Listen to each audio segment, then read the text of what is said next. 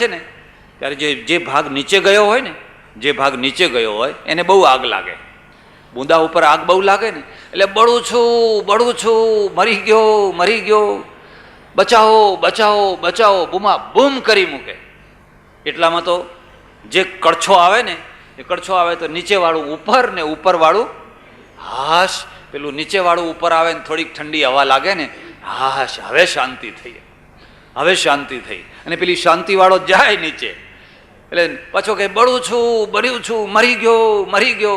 પણ પેલો કડછો ફેરવ્યા જ કરે છે. બસ આ દુનિયાની વાત છે, બીજી કોઈ વાત આ દુનિયામાં બધે આ ચાલી રહ્યું છે. એમ ત્રીજો ભાઈ જીવતો થઈ ગયો. ચાલો ત્યારે ચોથો ભાઈને બોલો હવે, કહા પંથા, ધર્મ કયો, માર્ગ કયો, ધર્મ કોને, પાપ કોને કહેવાય, પુણ્ય કોને કહેવાય, એની વ્યાખ્યા કરો.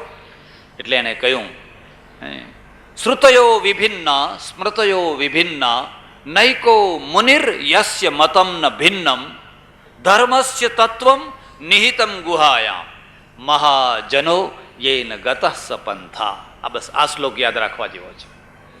એણે કહ્યું, કોઈ શ્રુતિ આમ કહે છે, કોઈ શ્રુતિ આમ કહે છે, સ્મૃતિઓ ઘણી છે, કોઈ સ્મૃતિ આમ કહે છે, કોઈ સ્મૃતિ આમ કહે છે.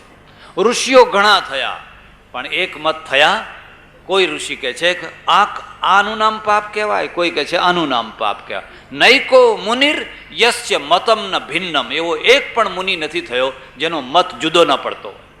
ધર્મસ્ય તત્વમ નિહિતમ ગુહાયામ. ત્યારે હવે ધર્મના તત્વને કેવી રીતે જાણવું, આ પાપ અને પુણ્ય અને કર્મની વ્યાખ્યા સમજવી કેવી રીતે?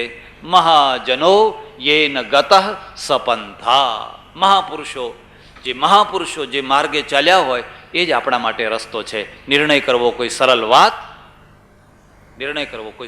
નથી. પણ ભગવદ્ ગીતા એ વાતને છોડવા માગતી પણ નથી, અને જો છોડી દે તો પણ વ્યાખ્યા ના થાય. એની એક સીમા સુધી તો વ્યાખ્યા કરવાની જ છે. કે ધ્યાન દેજો, પાપના 3 પ્રકાર છે. પહેલા 3 પ્રકાર પાપના 3 પ્રકાર છે. પહેલા જે છે, 1 રાજકીય પાપ, 2 સામાજિક પાપ અને 3 ઈશ્વરીય પાપ. આ ત્રણેયને યાદ રાખજો. પાપ એટલે અપરાધ એટલે ગુના છે, અપરાધ છે. એ અપરાધના 3 રૂપ છે. માનો કે તમે હિન્દુસ્તાનની બોર્ડર પાર કરીને પાકિસ્તાનમાં જતા રહો તો ગુનો કર્યો કહેવાય કે ના કહેવાય? જેલમાં પૂરી દે કે ના પૂરી દે? પાકિસ્તાની માણસ હિન્દુસ્તાનમાં આવે તો જેલમાં પૂરી દે. તો કયું પાપ થયું, કયો ગુનો થયો? રાજકીય. ઈશ્વરના ત્યાં પાપ થયું ખરું? એની જે ધરતી બનાવેલી છે એમાં ઈશ્વરના ત્યાં પાપ થયું ખરું? આ ઢોરો ચરતા પેલી તરફ જતા રહે. પાકિસ્તાનની બોર્ડર ઉપર જે રહેનારા હોય ને એમને પૂછી જોજો, એમની ગાયો ભેંસો વગેરે હોય એ ચરતા હોય, એમને કંઈ પાસપોર્ટની જરૂર પડે? એમને કશા પાસપોર્ટની જરૂર ના પડે. તો અહીંની ગાયો ત્યાં જતી રહે ને ત્યાંના ઢોરા અહીં આવતા રહે. હવે 50 ઢોરા અહીંયા આવતા રહે એટલે એનો રબારી ત્યાં બેસી રહે ખરો? એ પછી લાકડી લઈને દોડતો પોતાના ઢોરાને વાળવા આવે.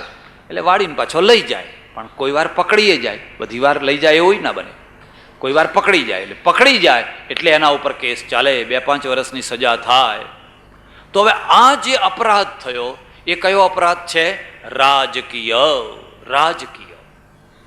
અને રાજકીય અપરાધ આખી દુનિયામાં એક સરખો હતો. બધાના કાયદા એક સરખા છે ખરા? અરબસ્તાનમાં જઈને કોઈ દારૂ પીવે ને તો એને જાનથી મારી નાખે, બિલકુલ મનાઈ છે. એટલે એ બધા શું કરે છે? મુંબઈની હોટલોમાં આવીને રહે છે. મુંબઈમાં જઈને જોવું હોય તો જુઓ, અરબોના ધાડા. મુંબઈની હોટલો મોંઘી કરી હોય તો અરબોએ. કેમ કે એમના દેશ ઉપર પ્રતિબંધ છે. પ્રતિબંધ તો અહીં ગુજરાતમાંય છે, પણ આપણે તો વચગાળાનો એક રસ્તો કાઢી લઈએ છીએ.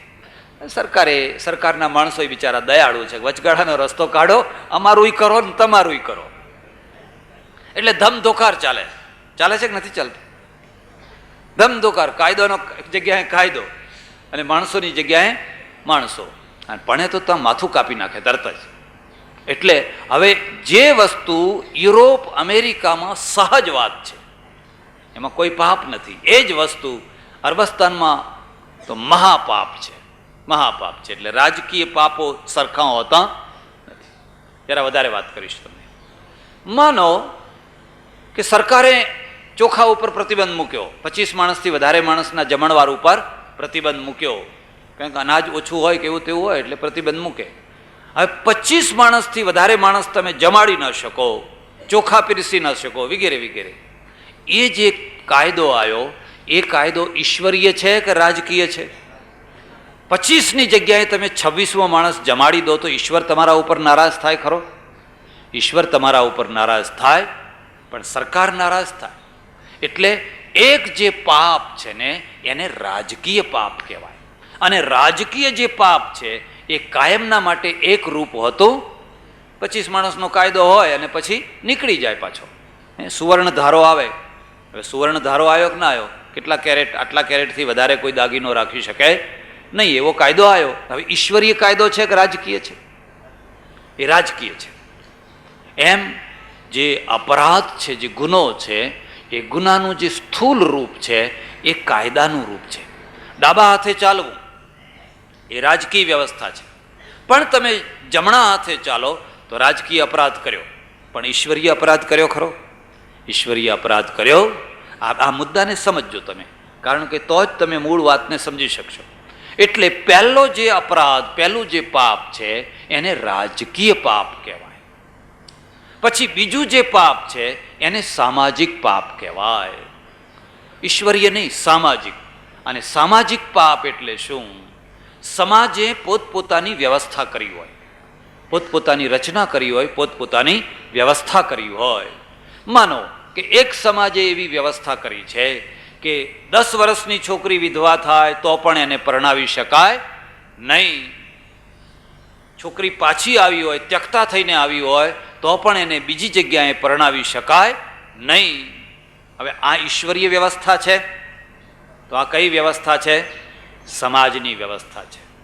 પણ હવે 10 વર્ષની છોકરીને જો પરણાવી દેવામાં આવે તો ઈશ્વર નારાજ થાય ખરો? ઈશ્વર નારાજ થાય. ત્યારે કોણ નારાજ થાય? સમાજ. અરે રે, આ શું કર્યું, આ શું કર્યું, અમારું નાક કાપી નાખ્યું, અમે હવે લોકોને મોઢું શું બતાવશું? હવે આ કયું પાપ છે? આને સામાજિક પાપ કહેવાય. આને કહેવાય સામાજિક પાપ. અને આ સામાજિક પાપ છે એક સદાના માટે એક રૂપ રહે છે ખરું? બદલાઈ ગયું કે નહીં? હવે લોકો પરણાવે છે, હવે જે પરણાવે છે એ પાપ કરે છે, અને પહેલાં નહોતા પરણાવતા એ પાપથી બચી રહેતા હતા. આ તો સમાજની વ્યવસ્થા છે, આને સામાજિક પાપ કહેવાય. અને પહેલી વાર કોઈ વિધવાને પરણાવી હશે, ઓહો હળહળ તો કળયુગ આવી ગયો, લોકો આવું બોલતા હશે, બધા બોલતા હશે, અરે રે હવે તો હળહળ તો કળયુગ. કેમ? કારણ કે જે ઘેડ છે એ ઘેડને બદલવી એમને ગમતી નથી. અને સમાજનું રૂપ સરખું છે. હવે બીજી કોમમાં તમે જઈને જુઓ તો એમને વિધવાઓ પરણાવી દે છે, બીજી વાર પરણાવે, ત્રીજી વાર પરણાવે, ચોથી વાર પરણાવે, એમને કંઈ પાપ લાગતું? એથી વધારે તમને કહું, અને આખી દુનિયાની સમાજ વ્યવસ્થા જોશો ને તો તમને હસવું આવશે, તમને હસવું આવશે. કેટલીક કોમો, કેટલીક પ્રજાઓ એવી હોય છે કે એમાં પતિ મરી જાય એટલે એના દિયર સાથે એને પરણવાનું થાય, એને દિયર વટું કે ના કે?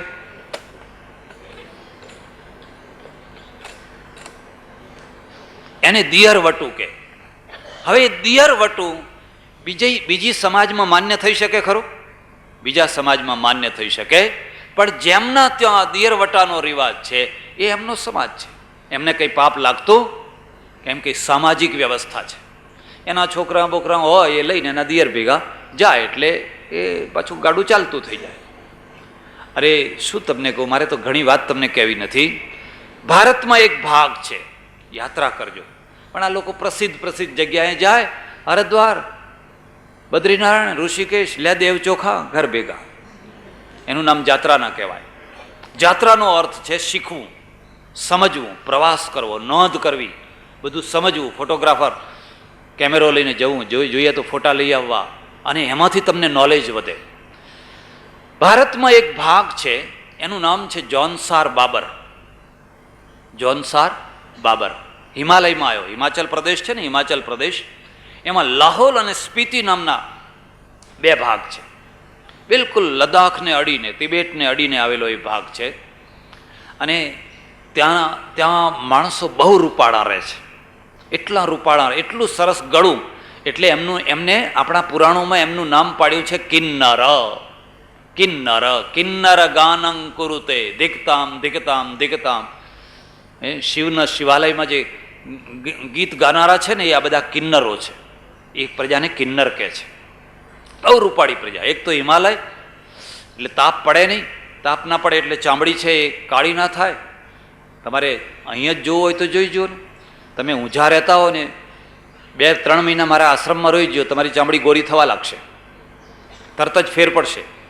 મણુંદથી, પાટણથી, સંડેરથી લોકો આવે, કાળા મહેશ હોય, અને 2-3-4 મહિના થાય ને એટલે એકદમ ઉજળા થવા લાગે. પછી 4 મહિને ઘેર જાય, ઓ તમે તો ગોરા થઈને આવ્યા ને. હવે એથી વધારે નાસિક જાઓ, એથી વધારે અસર થશે. માલેગામ જાઓ, એથી વધારે અસર થશે. મુંબઈમાં રહીને આવો તો એથી વધારે અસર થશે. અને બનાસકાંઠામાં જાઓ તો એથી વધારે. હવે લૂજ ફૂંકાય છે, લૂજ ફૂંકાય છે.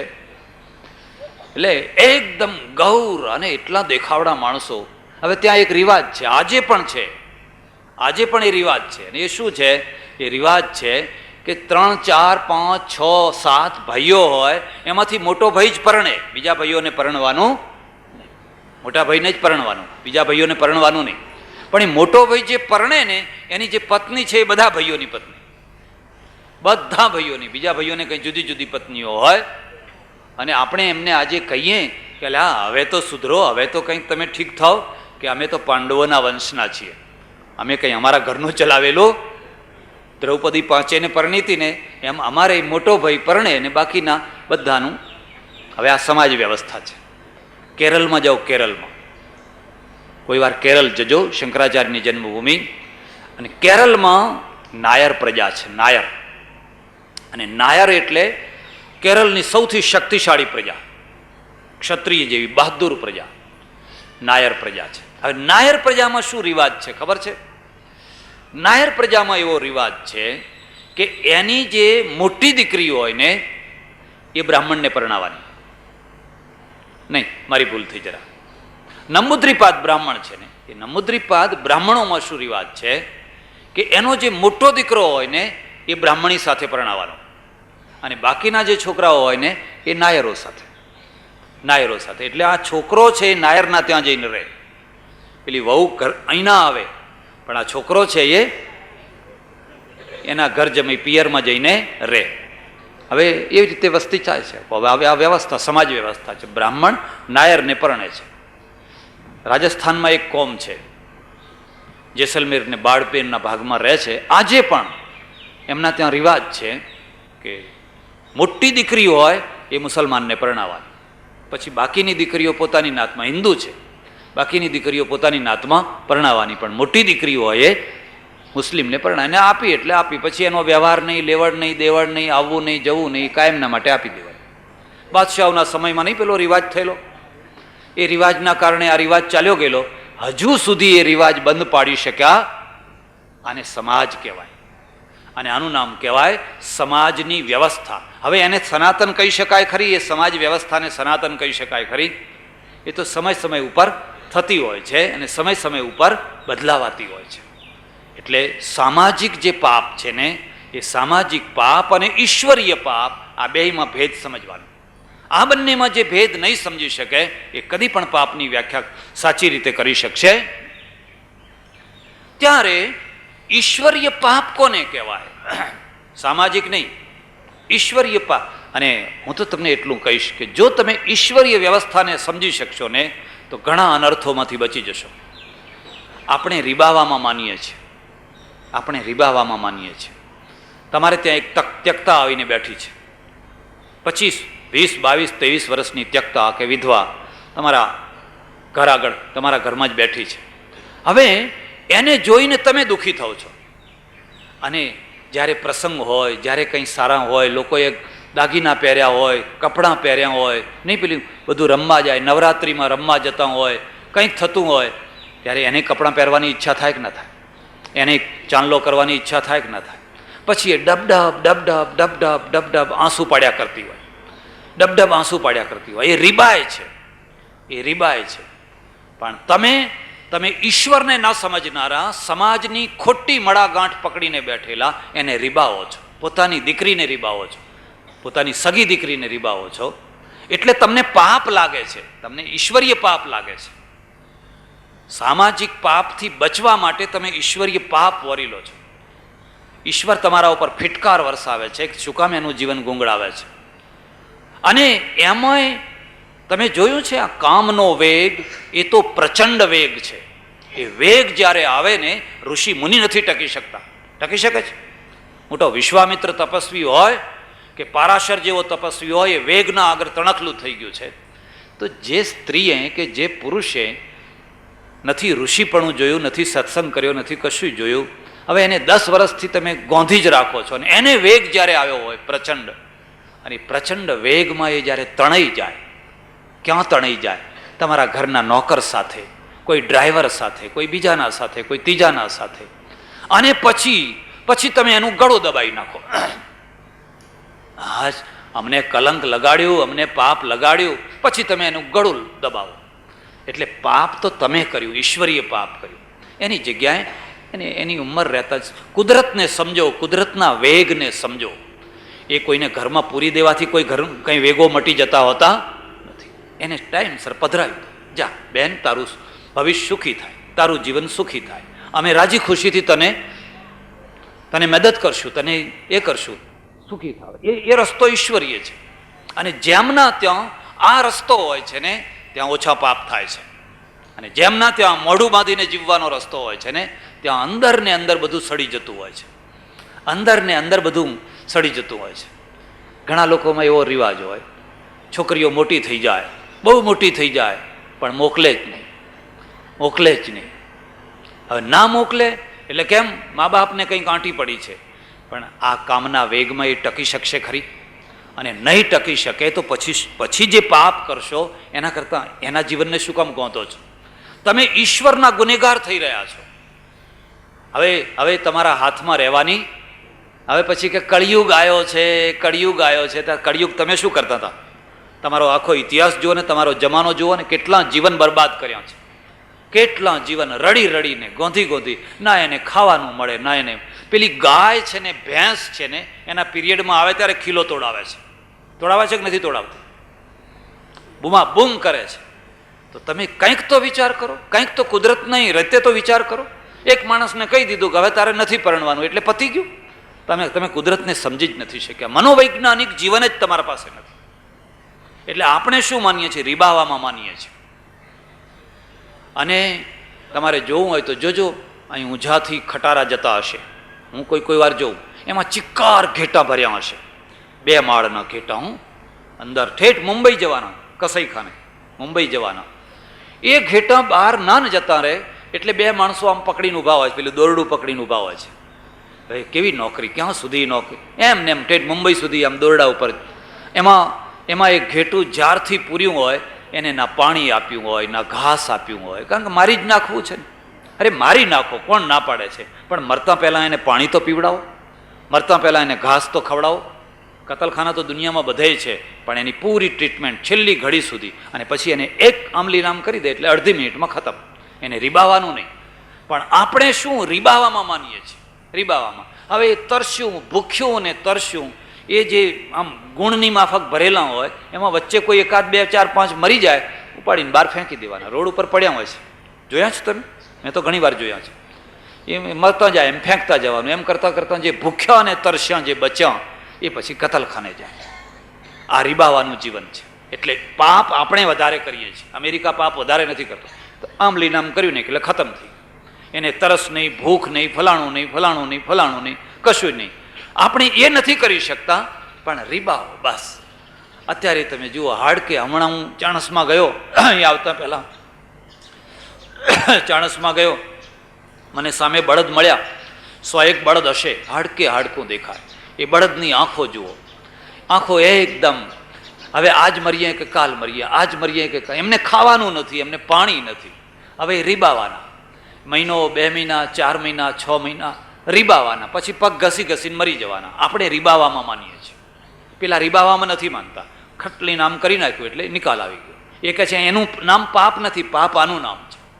એટલે એક પાપ છે ને એને સામાજિક પાપ કહેવાય છે. સમાજની કુરૂઢિઓના કારણે, કુમાન્યતાઓના કારણે કેટલાય નિર્દોષ જીવન, બિલકુલ નિર્દોષ જીવન. તમારી દીકરીએ શું પાપ કર્યું છે? હવે તમારો છોકરો છે, આજે 32 વર્ષનો થયો છે, 32 વર્ષનો. એ 25 વર્ષનો હતો અને એની પત્ની હવે નથી આવતી.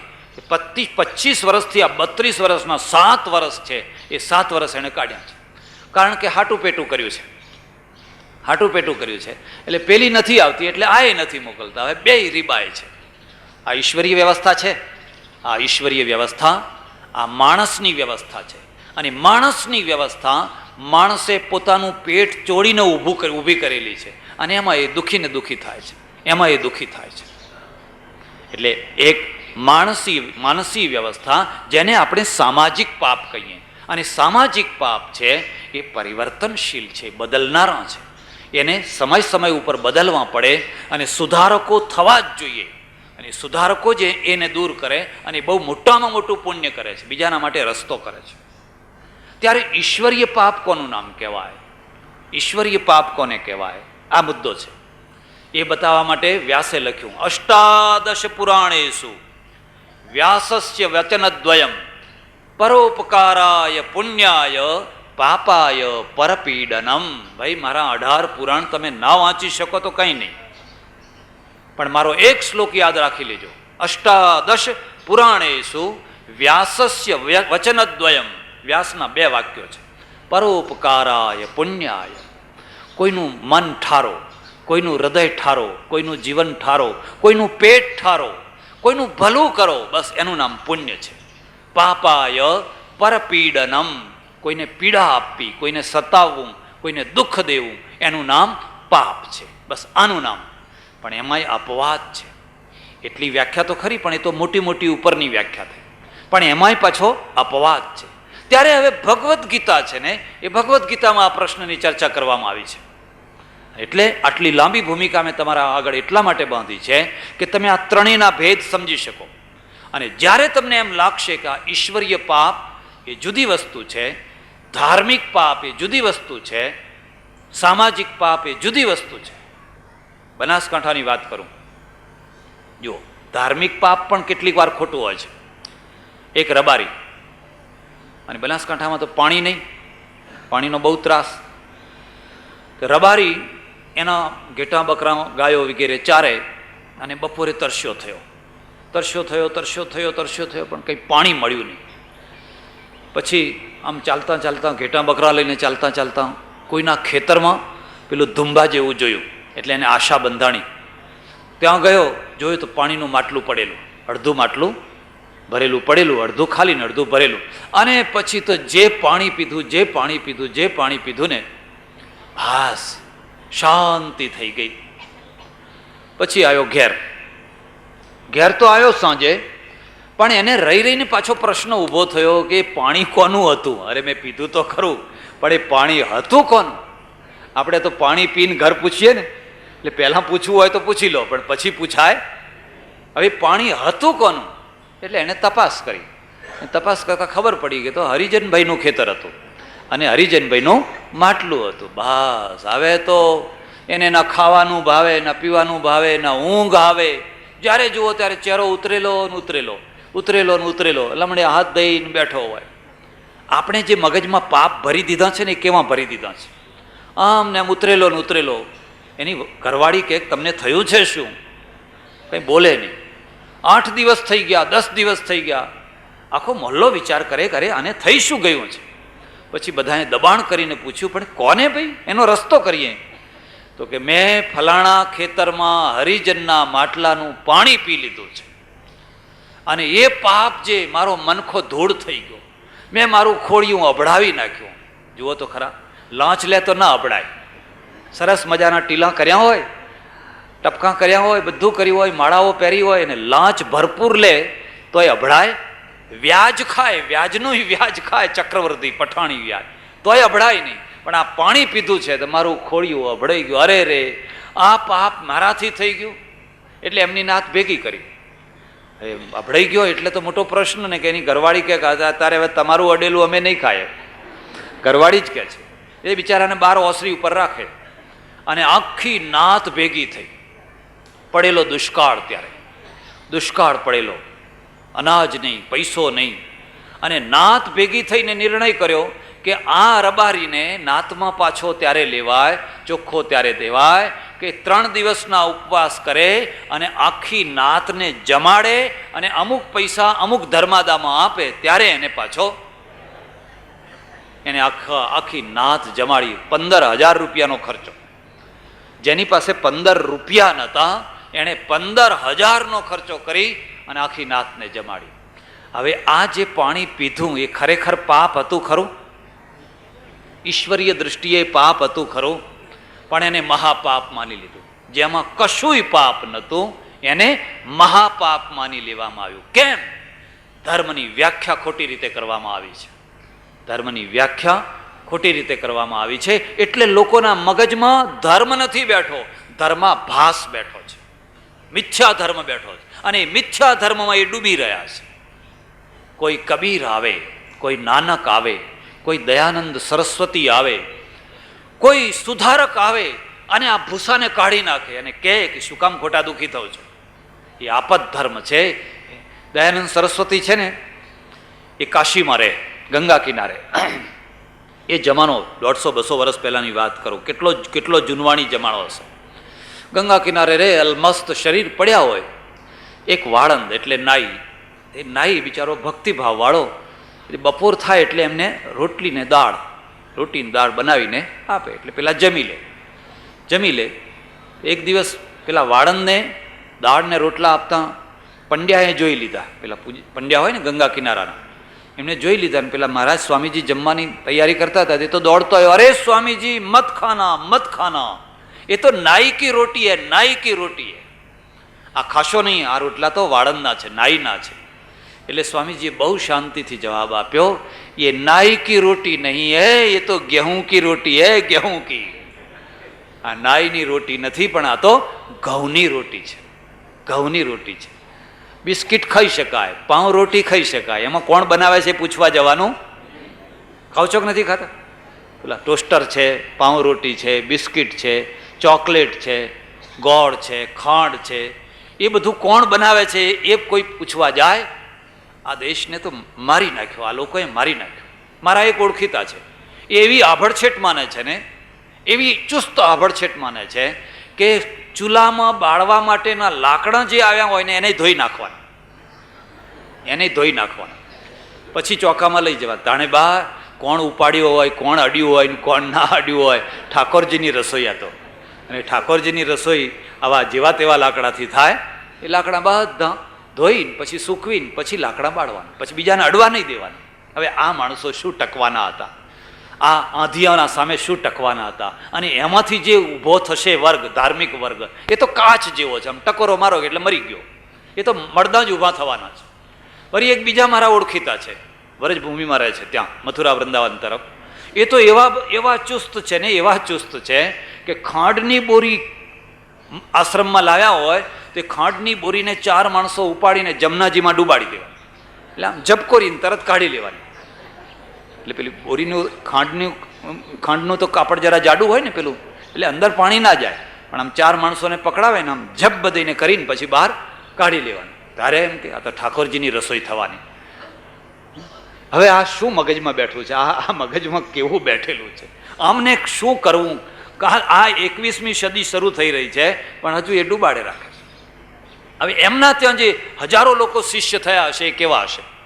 એમના અનુયાયીઓ કેવા હશે? તમે વિચાર કરી શકો છો.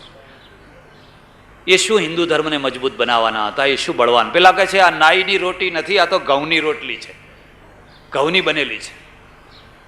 એટલે ઈશ્વરીય વ્યવસ્થા અને ધાર્મિક વ્યવસ્થા, સામાજિક વ્યવસ્થા, રાજકીય વ્યવસ્થા, એ વ્યવસ્થાઓના કારણે જે પાપ અને પુણ્યનો ભેદ હોય છે એ ભેદ જ્યાં સુધી નહીં સમજી શકો ત્યારે જેને ખરેખર કશું પાપ નથી એને તમે પાપ કર્યા કરશો. પેલા રબારીએ કહ્યું કે નહીં, પાપ કર્યું, પાપ કર્યું, પાપ કર્યું, પાણી પી ગયો, પાપ કર્યું.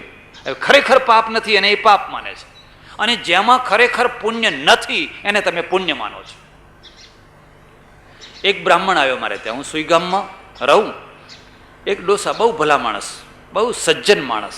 તો અમારે દવાખાનું ચાલે, એ દવાખાનામાં દવા લેવા આવે, 3-4 દિવસ દવા લીધી હશે, પછી મારી પાસે આવ્યો. આવીને રડ્યો, એ તો ધ્રુસકે ને ધ્રુસકે રડ્યો. અરે રે, મેં કહ્યું કેમ રડો છો? મને કે બાપુ, મેં આટલુંય પાપ નથી કર્યું, જિંદગીમાં મેં કદી આટલુંય પાપ કર્યું, તો હું બીમાર કેમ થયો, હું માદો કેમ પડ્યો? હવે ઘણા લોકો એમ સમજતા હોય છે કે કોઈને કેન્સર થાય એટલે એના પાપના કારણે થાય, કોઈનું કંઈ રોગ થાય એ ખોટી વાત છે. એવું બધું નથી, એવું કશું ને. રામકૃષ્ણ પરમહંસને કેન્સર થયું હતું, અને વિવેકાનંદને જળોદર થઈ ગયું હતું, આવું પેટ થઈ ગયું હતું, આવું મોટું જળોદર થઈ ગયું હતું. રામતીર્થ ડૂબીને મરી ગયા હતા, ગંગામાં ડૂબીને મરી ગયા હતા. એવું કશું નથી. જે રોગ થાય છે ને એના કારણો હોય છે.